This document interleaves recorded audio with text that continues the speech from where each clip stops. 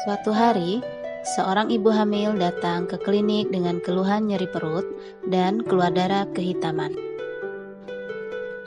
Setelah dilakukan pemeriksaan, ternyata si ibu mengalami solusio plasenta.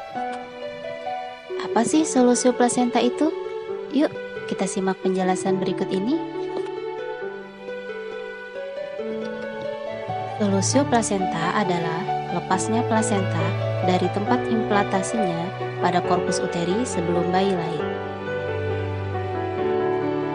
Klasifikasi solusio plasenta adalah sebagai berikut. Pertama, solusio plasenta parsialis, yaitu bila hanya sebagian saja plasenta terlepas dari tempat perlengketannya. Yang kedua, solusio plasenta totalis atau yang disebut dengan kompleks, yaitu bila seluruh plasenta sudah terlepas dari tempat perlengketannya. Kemudian yang ketiga, prolapsus plasenta. Kadang-kadang plasenta ini turun ke bawah dan dapat teraba pada pemeriksaan dalam. Gambaran klinik penderita solusio plasenta bervariasi sesuai dengan berat ringannya atau luas permukaan maternal plasenta yang terlepas. Belum ada uji coba yang khas untuk menentukan diagnosisnya. Gejala dan tanda klinisnya adalah perdarahan provaginam, nyeri abdomen atau pinggang dan nyeri tekan uterus, gawat janin, kelainan kontraksi uterus, kelainan prematur idiopatik, dan kematian janin.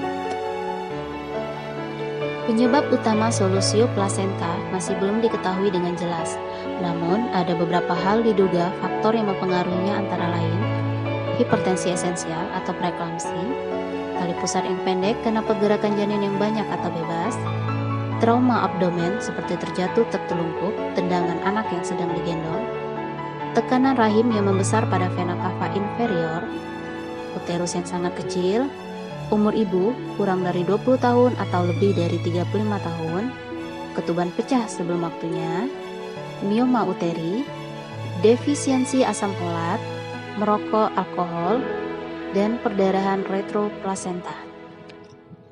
Sementara itu, untuk komplikasi yang terjadi pada ibu dan janin adalah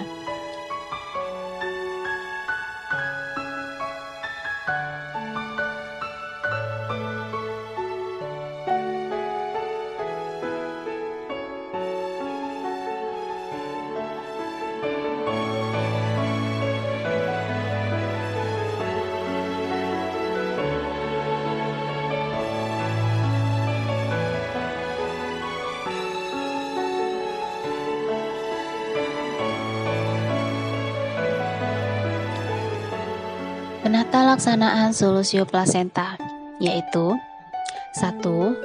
Lakukan uji pembekuan darah. Kegagalan terbentuknya bekuan darah setelah 7 menit atau terbentuknya bekuan darah lunak yang mudah terpecah menunjukkan adanya koagulopati. Yang kedua, transfusi darah segar. Yang ketiga, jika terjadi pendarahan hebat, nyata atau tersembunyi, lakukan persalinan segera.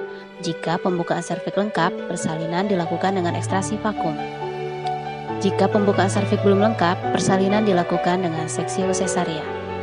Catatan, pada setiap kasus solusio plasenta, waspadalah terhadap kemungkinan terjadinya pendarahan pasca persalinan.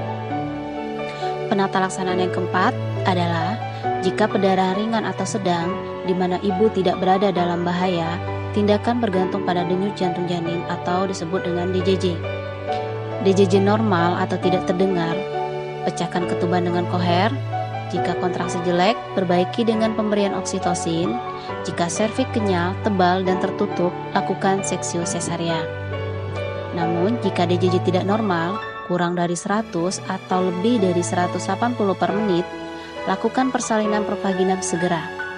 Jika persalinan provaginam tidak memungkinkan, akhiri persalinan dengan seksio sesaria. Itulah tadi pembahasan mengenai solusio plasenta. Semoga pengetahuan ini bermanfaat ya, dan dapat membantu menekan angka kematian ibu dan janin di Indonesia. Jangan lupa like, komen, dan subscribe ya. Sampai jumpa.